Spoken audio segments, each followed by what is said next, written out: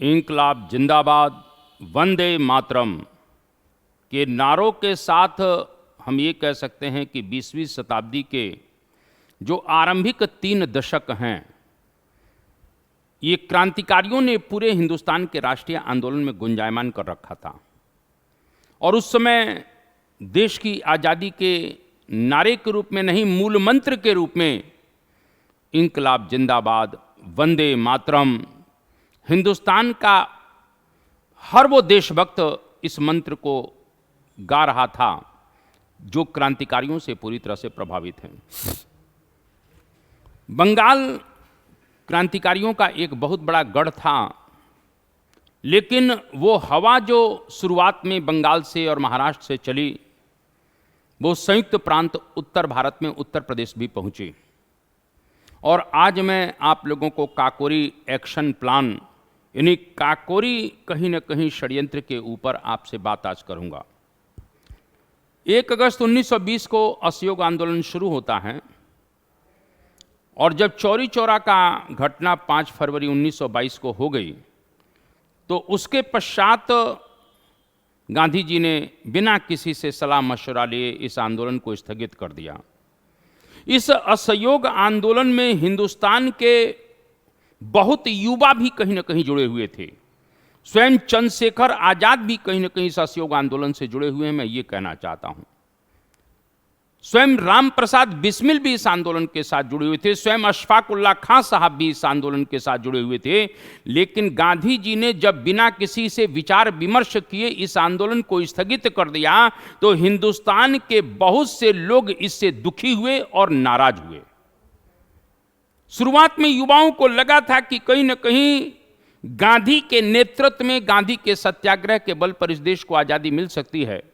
लेकिन गांधी जी ने जिस तरह से इस आंदोलन को स्थगित किया है, उससे जो है क्रांतिकारियों के मन में कष्ट है, एक असंतोष है। और फिर उनको लगा कि अब गांधी के नेतृत्व में या गांधी के सत्याग्रह के बल पर चलकर इस देश को आजाद कराना बहुत मुश्किल है।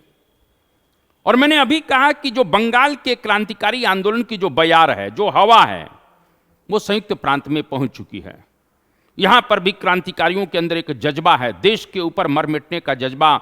मैंने आपको कहा था कि देश की आजादी बिना शहादत के, बिना बलिदान के संभव नहीं हो सकती थी। क्रांतिकारियों की शहादत इस देश की आजादी के लिए सबसे बड़ा कहीं न कहीं अहम भूमिका निभा रहा था। और यहीं पर बिस्मिल की 2 लाइनें जरूर गुनगुनाऊंगा कि सरफरोशी की तमन्ना अब हमारे दिल में है, सरफरोशी की तमन्ना अब हमारे दिल में है। देखना है जोर कितना बाजुए कातिल में है, वक्त आने दे बता देंगे तुझे ए आसमां, हम अभी से क्या बताएं क्या हमारे दिल में है। ये कहीं ना कहीं बिस्मिल गुनगुनाते रहते थे जब वो जेल के अंदर जाते थे, जब अदालत में पहुंचते थे। और मैं आपको बताना चाहता हूं कि काकोरी एक्शन प्लान पर हम बात करें। इस काकोरी एक्शन प्लान से संबंध जिस संगठन का था, उसका नाम था HRA, हिंदुस्तान रिपब्लिकन एसोसिएशन, जिसका गठन 1924 में हो रहा है। इस HRA से कहीं ना कहीं अगर देखा जाए तो राम प्रसाद बिस्मिल जुड़े हुए हैं, इसी प्रकार से योगेश चंद्र चटर्जी जुड़े हुए हैं। इनकी HRA के जो संस्थापक सदस्य थे उसमें राम प्रसाद बिस्मिल थे, योगेश चंद्र चटर्जी थे, शचीन्द्र नाथ सान्याल थे, चंद्रशेखर आजाद थे। ये सब लोग जो है HRA के मेंबर हैं। और हिंदुस्तान रिपब्लिकन एसोसिएशन के जो संगठन अभी नया नया बना है, अशफाक उल्लाह खां भी इसी से जुड़े, कुल मिला के कह सकते हैं कि राजेंद्र लाहिड़ी इसी से जुड़े। तो इन लोगों को लगा कि देश को आजाद कराने के लिए हमको कुछ कार्य करना होगा। लेकिन क्रांतिकारियों के पास धन का बहुत ज्यादा अभाव था, बेचारे कहीं ना कहीं पैसे के लिए मोहताज होते थे, कोई फंडिंग नहीं करता था। उस समय इतना जन जागरण लोगों के अंदर नहीं था, हथियार उनको खरीदना है, नाना प्रकार के कार्य करना है। तब क्रांतिकारी उस समय थोड़ा सा ये काम किया करते थे कि जो उस समय के सेठ साहूकार लोग हुआ करते थे, उनका कहीं ना कहीं या उनके ऊपर एक प्रकार से जो है उनके यहाँ डाका डाला करते थे। और सेठ साहूकारों के यहां डाका डालकर उनसे पैसा लूटकर इस तरह से शस्त्र खरीदकर, मैं ये कहना चाहता हूं, देश की आजादी का ये कहने के स्वप्न देख रहे थे। ऐसा हो रहा था, लेकिन उससे बदनामी भी हो रही थी। उस समय लोग इतना नहीं समझ पा रहे थे कि कुल मिला के एक क्रांतिकारी है वो, तो ये इनको डकैत समझते थे। एक समय पीलीभीत में, बमरौली में जब डकैती डल रही थी एचआरए के सदस्यों के द्वारा, तो उसी समय जब गांव के लोगों ने विरोध किया, उसी समय एक युवक जो है मारा जाता है। यानी एचआरए के मेंबर के लोगों के द्वारा कहने कि वो एक सदस्य मारा गया, यानी गांव का एक आदमी मारा गया। इससे बहुत लोग आहत हुए। क्रांतिकारी आंदोलन के जो भी लोग थे बड़े दुखी हुए।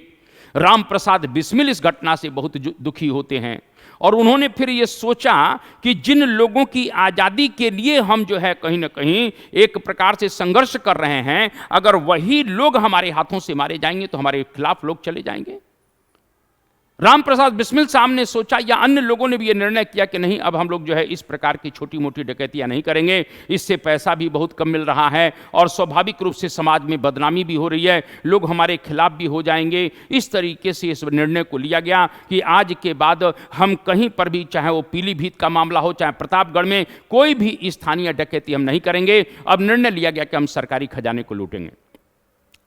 और राम प्रसाद बिस्मिल कई बार ट्रेन से जब यात्रा करते थे तो देखा करते थे कि जब ट्रेन स्टेशन पर रुका करती है तो वहां का जो स्टेशन मास्टर होता है एक झोली में एक छोटे से बैग में कुछ लेकर आता है और गार्ड के डिब्बे में रखे संदूक में डाल देता है, उसमें कुछ खनखनाहट की आवाज आती है। इसी प्रकार से लखनऊ में भी उन्होंने इस प्रकार का देखा, तब उनको समझ में आ गया कि गार्ड साहब के डिब्बे में जो संदूक रखा रहता है वह सरकारी खजाना है। और वहीं पर राम प्रसाद बिस्मिल ने यह निर्णय कर लिया है कि किसी भी हालत में हमको सरकारी खजाने को ही लूटना है।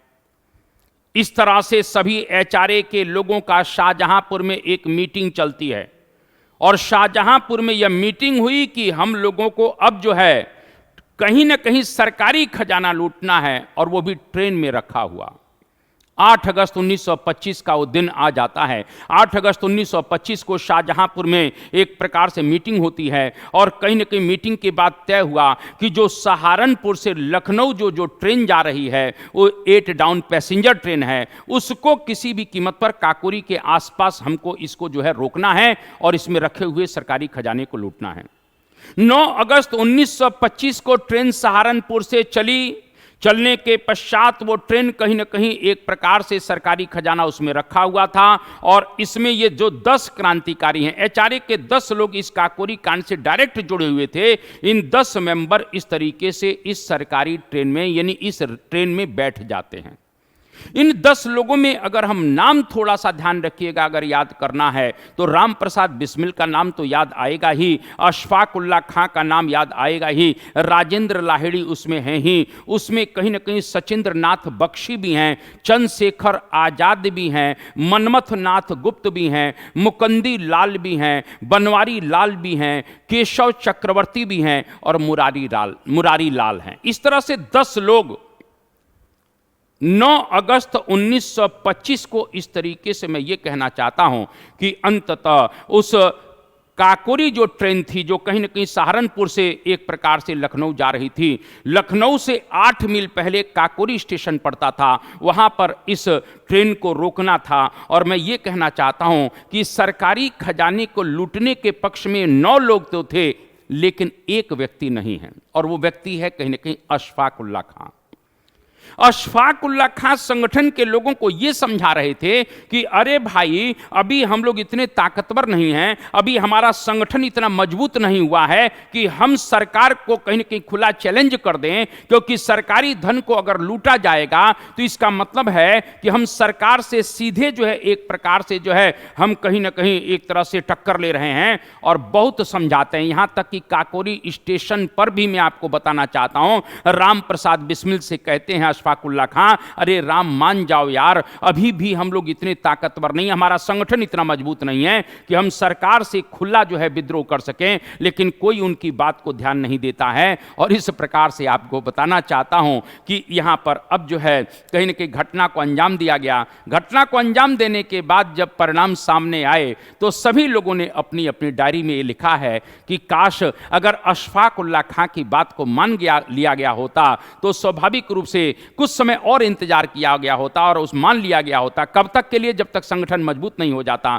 तब परिणाम कुछ और होता। लेकिन हम लोगों ने अशफाक उल्लाह खां की बात को नहीं माना। सबको अपनी गलती का एहसास बाद में हुआ, लेकिन वो कहावत है कि आगे दिन पाछे गए हर से किया ना हेत, अब पछताए का होत है जब चिड़िया चुग गई खेत। लेकिन मैं कहना चाहता हूं, क्रांतिकारी तो दीवाने हैं, वो आजादी के दीवाने हैं, उनको कुछ नहीं दिख रहा है। उनको कहीं ना कहीं भारत माता की वो जंजीरें दिख रही हैं जिसमें उनको अंग्रेजों ने जकड़ रखा है। इसीलिए वो किसी की बात मानने के लिए तैयार नहीं थे। और आपको बताना चाहता हूं, अब तय प्लान के अनुसार अशफाक उल्लाह खां, सचिंद्र नाथ बख्शी और राजेंद्र लाहिड़ी को कुल मिला के रेलवे के यानी उस ट्रेन के दूसरे दर्जे के डिब्बे में बिठाला गया। इनके पास दूसरे दर्जे का डिब्बा टिकट है। किसके पास? अशफाक उल्लाह खां, सचिंद्र नाथ बख्शी के पास और राजेंद्र लाहिड़ी के पास। बाकी जो 7 लोग थे वो तृतीय श्रेणी के दर्जे के डब्बे में बैठे हुए थे। और इस प्रकार से ट्रेन चल पड़ी। काकोरी से ट्रेन थोड़ा सा ही अभी आउटर पर अभी आ ही रही थी, यानी काकोरी स्टेशन से जैसे ही थोड़ा सा निकली, अंततः तत्काल जो है कहीं न कहीं तय समय के अनुसार और तय जगह पर राजेंद्र लाहिड़ी ने चैन खींच दिया। रेलवे के कहीं ना कहीं इस प्रकार से जो है ट्रेन थी, ट्रेन को कहीं का चैन खींचा जाता है। और जब ट्रेन का चैन खींच दिया गया तो काकोरी स्टेशन के कुछ कह सकते हैं कि फल्लांग के बाद ही ट्रेन रुक जाती है। और जब ट्रेन रुक गई, यही मैं कहना चाहता हूं, 9 अगस्त 1925 8 डाउन ट्रेन जो लखनऊ जा रही थी, काकोरी स्टेशन के पास रोक दी जाती है। और इस तरह से तीनों जो है जांबाज, मां भारती के महान सपूत, और इस तरह से कहीं ना कहीं डिब्बे से उतर निकलते हैं। जब डिब्बे से उतर वो गार्ड के डिब्बे की तरफ तीनों जा रहे थे, क्योंकि संदूक माल तो जो है गार्ड के डिब्बे में रखा हुआ था। उधर से गार्ड साहब जो है चले आ रहे थे आनंद फानन में कि ट्रेन किसने रोका है। और हमारे गार्ड साहब थे वो जगन्नाथ प्रसाद साहब थे। जगन्नाथ प्रसाद उधर से चले आ रहे हैं, ये तीनों इधर से चले जा रहे हैं। तत्काल जगन्नाथ प्रसाद ने पूछा कि कहीं ना कहीं चैन तुम लोगों ने खींचा है? उन्होंने कहा बिल्कुल। सचिंद्रनाथ बख्शी ने कहा कि बिल्कुल हमने ही खींचा है। क्यों खींचा है? बोले हमारे जेवरातों से रखा हुआ संदूक काकोरी स्टेशन पर छूट गया है, जा रहे हैं जल्दी जल्दी लेने के लिए, जबकि वो तो गार्ड के डिब्बे के पास जा रहे थे। इस प्रकार से डिब्बे तक पहुंचते पहुंचते वो 7 क्रांतिकारी जो तृतीय दर्जे में थे वो लोग भी वहां पहुंच गए और 10 लोग पहुंच जाते हैं। और इस प्रकार से जो है अब अपनी अपनी बंदूकों से, क्योंकि वहां पर 4 लोगों के पास एक तरह से माउजर थी, उनसे फायरिंग शुरू हो गई। सभी जितने भी यात्री थे उनको कह दिया गया आप लोगों को कोई नुकसान नहीं होगा, आप लोगों को कोई परेशानी नहीं होगी, बस आप लोग चुपचाप बैठे रहिए, डब्बे से किसी भी प्रकार से आपको नहीं उतरना है, बस इतना ही ध्यान रखिएगा, हमारा लक्ष्य और उद्देश्य सरकारी खजाने को लूटना है, हम कहीं ना कहीं क्रांतिकारी हैं, हम देश को आजाद कराना चाहते हैं। ये बात सुनकर सभी जो है कहीं ना कहीं चुपचाप यात्री बैठ गए। जो ड्राइवर साहब थे वो इंजन में ही लेट गए।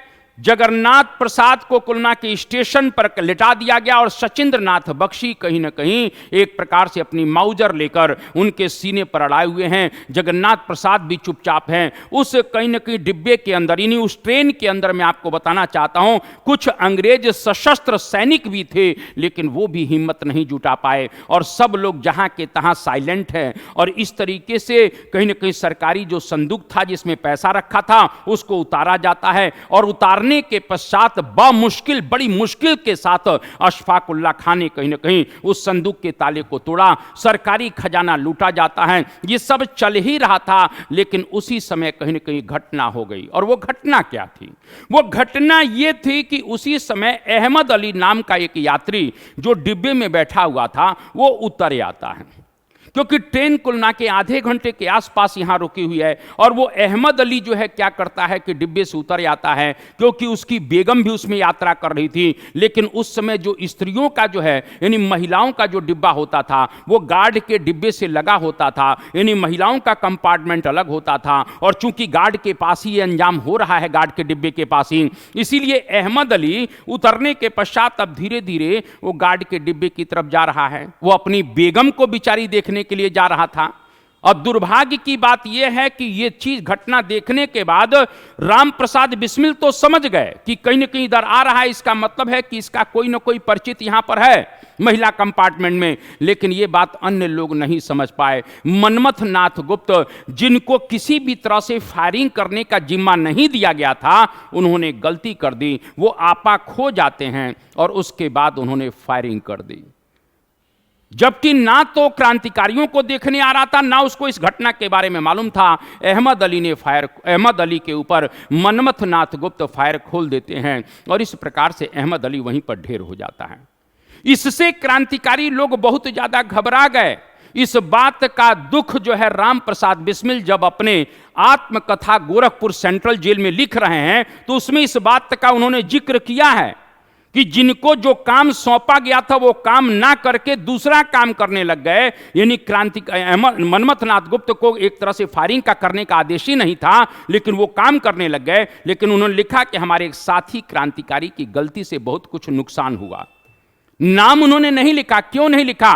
क्योंकि आत्मकथा जेल के अंदर लिखी जा रही है। इस प्रकार से आपको बताना चाहता हूं कि मनमथ नाथ की गलती से बहुत कुछ हड़बड़ी हो जाती है और उसी हड़बड़ी में सरकारी खजाना लूटकर ये लोग भाग तो गए, लेकिन भागते भागते एक प्रकार से एक कह सकते हैं कि एक साक्ष्य छोड़ जाते हैं, एक चादर छोड़ गए, मैं ये कहना चाहता हूं। और इस प्रकार से जब चादर छोड़ गए तो एक घटना आपको और बताना चाहता हूं, क्योंकि थोड़ा सा अगर इस विषय को देखा जाए तो जगन्नाथ प्रसाद की बात मैंने अभी कहा। जगन्नाथ प्रसाद जो एक प्रकार से इंडियन है और गार्ड था, वो लेटा हुआ है काकोरी इस प्लेटफॉर्म पर। अब सबको जाना है। सचिंद्रनाथ बख्शी को लगा कि यार बड़ी देर से इसके कुलना के छाती पर माउजर लगाए हूं, अब हम लोगों को जाना, और ये हमको तो अच्छी तरह से पहचानता है। कल मान के चलिए कोई बात होती है तो पहचान कराई जाएगी तो ये तो मुझे पहचान लेगा। इस प्रकार से सचिंद्रनाथ बख्शी अभी 2 कदम चले ही थे कि इरादा बदल दिया और तत्काल अपनी माउजर खोल दी।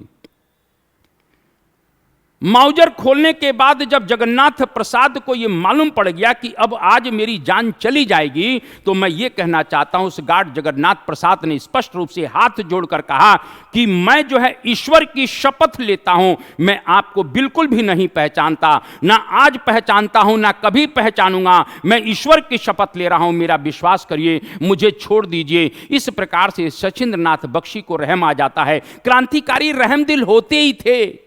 जो लोग मां भारती को आजाद कराने के लिए, इस देश को आजाद कराने के लिए अपने प्राणों की आहुति दे रहे हैं, वो रहमदिल नहीं होंगे तो कैसे होंगे?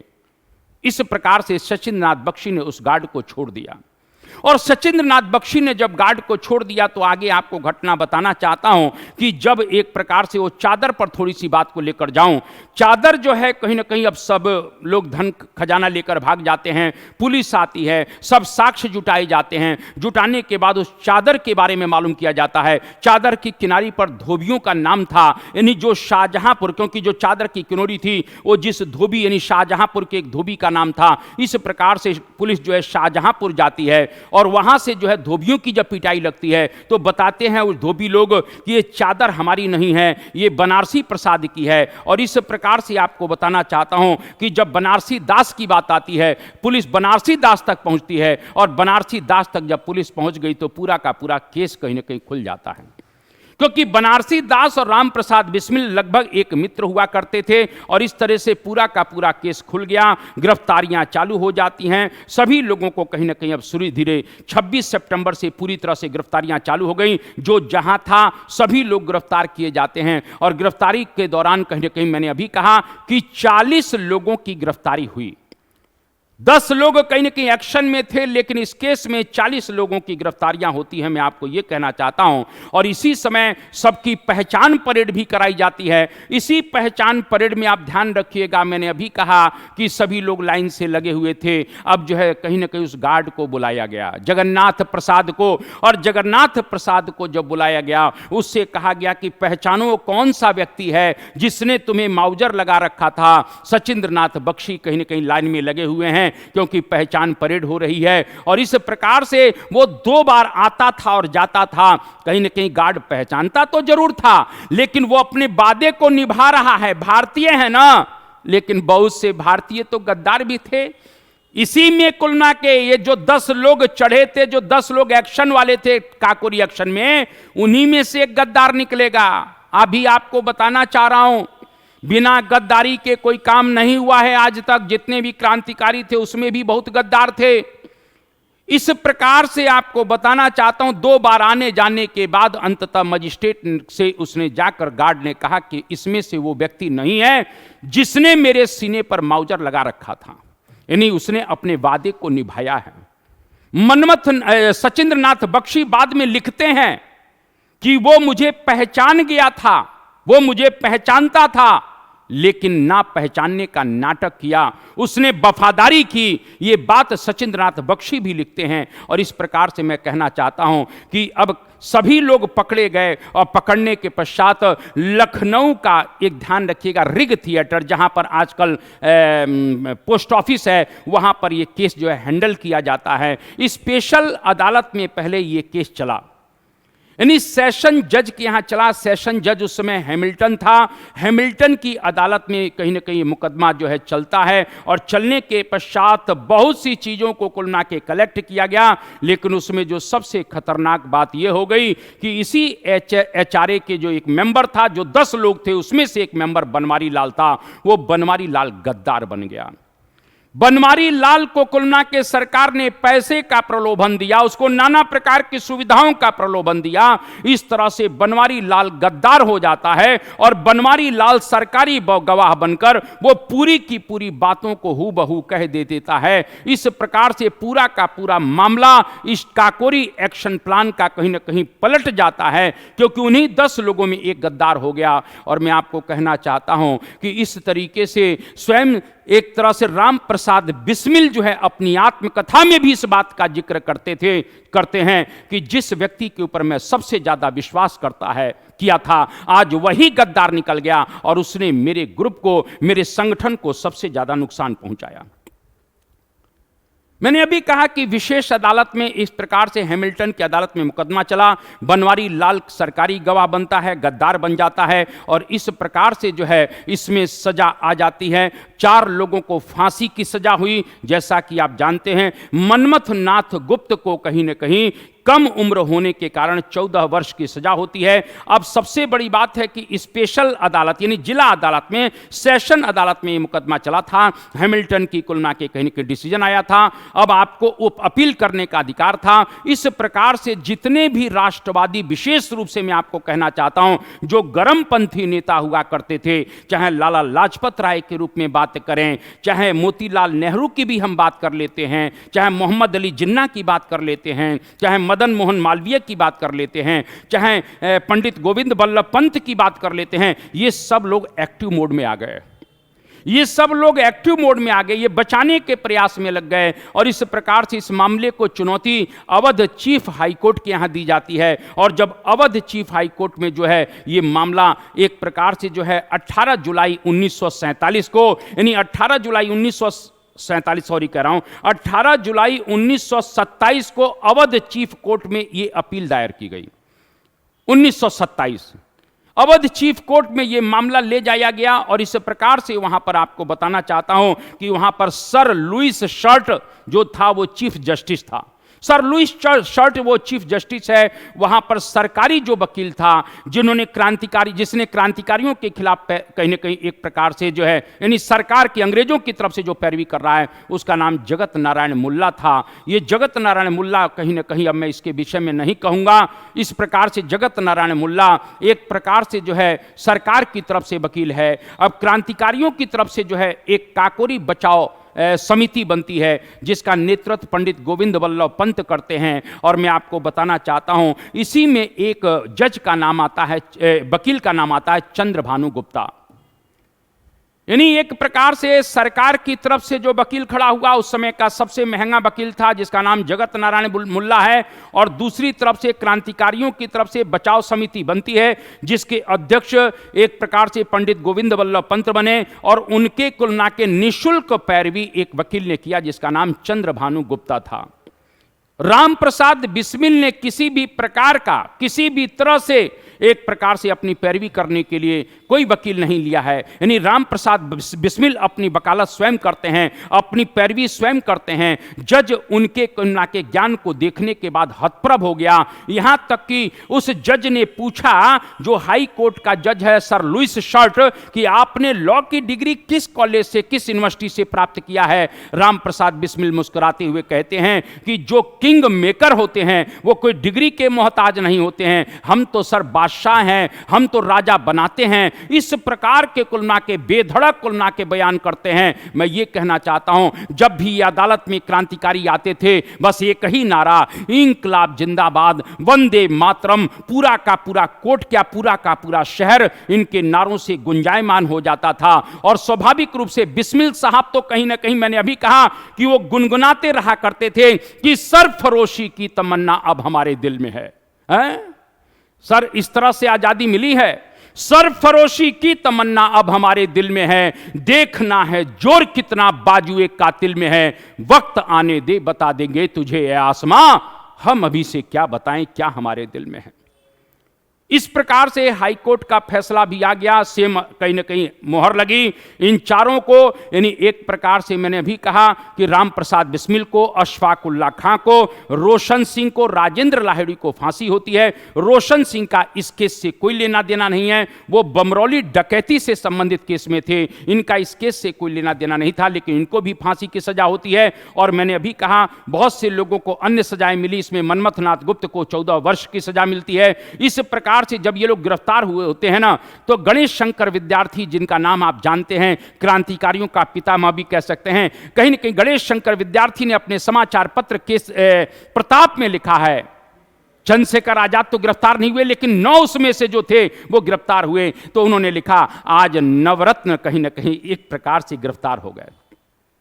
प्रताप की हेडलाइन थी, नवरत्न गिरफ्तार हुए, 9 रत्न गिरफ्तार हो जाते हैं। मैं ये कहना चाहता हूं, मैंने अभी कहा कि पंडित मदन मोहन मालवीय बेचारे बहुत प्रयास करते हैं, मोतीलाल नेहरू भी थे, लाला लाजपत राय थे, पंडित गोविंद वल्लभ पंत थे, मोहम्मद अली जिन्ना थे। इन लोगों ने हस्ताक्षर करके वायसराय के पास कहा कि विशेषाधिकारों का प्रयोग करते हुए जो 4 लोगों को फांसी हुई है उनको आजीवन कारावास में बदला जाए। लेकिन कहीं ना कहीं जज मानने के लिए वायसराय नहीं माने, और इस प्रकार से जो है उन अब फांसी की दिन तय होता है। 2 दिन पहले ही राजेंद्र लाहिड़ी को 17, ये ध्यान रखिएगा, 17 दिसंबर 1900, ये सभी प्रश्न आएंगे आप लोगों से, ये कहना चाहता हूं, 17 दिसंबर 1927 को, 27 को गोंडा जेल में फांसी दी जाती है। फांसी का जिस दिन था थोड़ा सुनते जाइएगा। इस प्रकार से 17 दिसंबर को राजेंद्र लाहिड़ी अपने कहीं ना कहीं बैरक में बढ़िया तरह से कुलना के कसरत कर रहे थे। जेलर ने कहा, यार तुम कसरत क्यों कर रहे हो, अब तुम्हें फांसी पर लटकना है। जानते हो राजेंद्र लाहिड़ी ने क्या जवाब दिया? राजेंद्र लाहिड़ी ने कहा कि ये शरीर स्वस्थ रहेगा तभी तो मैं जल्दी से जल्दी स्वस्थ होकर पुनः आऊंगा, क्योंकि अभी काम अधूरा रह गया है। मैं कहीं ना कहीं हिंदू हूं, पुनर्जन्म में विश्वास करता हूं, ऊपर जब जाऊंगा तो जाने के पश्चात अपने ईश्वर से कहीं ना कहीं कहूंगा कि मुझे जल्दी से जल्दी भारत में दोबारा जन्म दो, जो मैं अधूरा काम छोड़कर आया हूं। यह देश अभी आजाद नहीं हो पाया है, उसको आजाद कराने के लिए दूसरा जन्म जल्दी से जल्दी प्राप्त करके मां भारती को आजाद कराने का प्रयास कर सकूं। यह जज्बा है सर, यह जुनून है। मैं यह कहना चाहता हूं, एक फांसी से कहता है मैं संतुष्ट नहीं हो पाया तो मैं दोबारा इस देश में जन्म लूंगा और देश की आजादी के लिए संघर्ष करूंगा। यह बात जब फैजाबाद जेल में 2 दिन बाद फांसी होनी अशफाक उल्लाह खां को, जब यह बात अशफाक उल्लाह खां को मालूम पड़ी, अशफाक उल्लाह खां से जेलर ने कहा कि तुम्हारे जानते हो गोंडा जेल के तुम्हारे साथी क्रांतिकारी ने क्या कहा है कि मैं दोबारा जन्म लेकर जल्दी से जल्दी इस धरती पर आकर देश की आजादी के लिए संघर्ष करूंगा।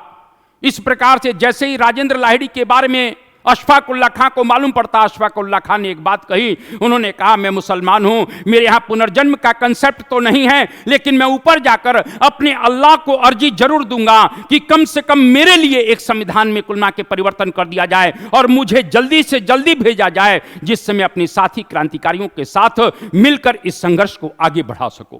ये अशफाक उल्लाह खां का कहीं ना कहीं ये बयान है। और उसके बाद आपको बताना चाहता हूं कि 17 दिसंबर 1927 को राजेंद्र लाहिड़ी को इस प्रकार से जो है फांसी हो जाती है। और उसके बाद 2 ही दिन बाद 19 दिसंबर की बात कहना चाहता हूं, 19 दिसंबर को राम प्रसाद बिस्मिल अपने गोरखपुर जेल में बैठे हुए हैं, अपने बैरक में बैठे हुए हैं। अंतिम इच्छा पूछी गई, बोले मां से मिलना चाहता हूं। इस प्रकार से मां मिलने के लिए आई, और जब मां मिलने के लिए आपको बताना चाहता हूं आती है, इस प्रकार से राम प्रसाद बिस्मिल की आंखों से आंसू निकलने लग गए। राम प्रसाद बिस्मिल की आंखों से आंसू निकलने लग गए। मां देखिए कैसी शेरनी हुए सर, राम प्रसाद बिस्मिल को जिसने जन्म दिया होगा वो दुर्गा से कम नहीं होगी, इस बात को ध्यान रखिएगा।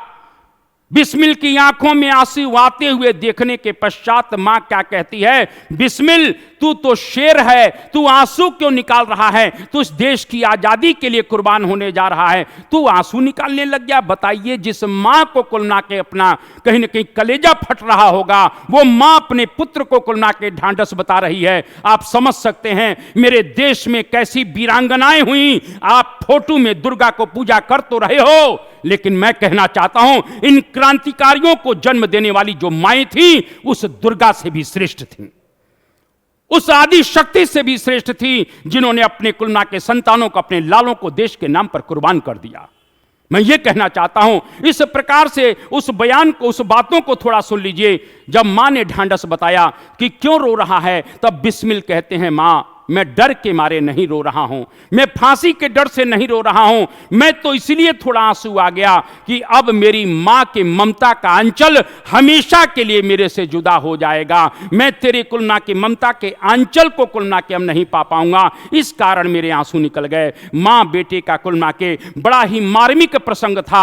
और इस तरीके से 19 दिसंबर को कहना चाहता हूं, गोरखपुर सेंट्रल जेल में इस प्रकार से राम प्रसाद बिस्मिल साहब को फांसी हुई। मैं उस वहां पर जहां पर फांसी हुई है, वहां का कुलना के कहीं ना कहीं एक तरह से यात्रा कर चुका हूं, वहां की तीर्थ यात्रा में कर चुका हूं, मैं ये कहना चाहता हूं। तो इस तरह से 19 को गोरखपुर सेंट्रल जेल में इस तरह से कहीं ना कहीं उनको फांसी होती है, राम प्रसाद बिस्मिल को। इस तरह से फैजाबाद में अशफाक उल्लाह खां साहब को फांसी होती है, और इसी प्रकार से रोशन सिंह को इलाहाबाद के नैनी जेल में फांसी होती है। मैं यही कहूंगा, ये काकोरी की शहादत के कारण, इन शहीदों के कारण मेरे देश को आजादी मिली है। मैं यही कह सकता हूं, ये जो क्रांतिकारी हुआ करते थे, इनके अंदर वो जुनून था, वो नशा था, वो जज्बा था, जिसके कारण से मेरे देश को आजादी मिली।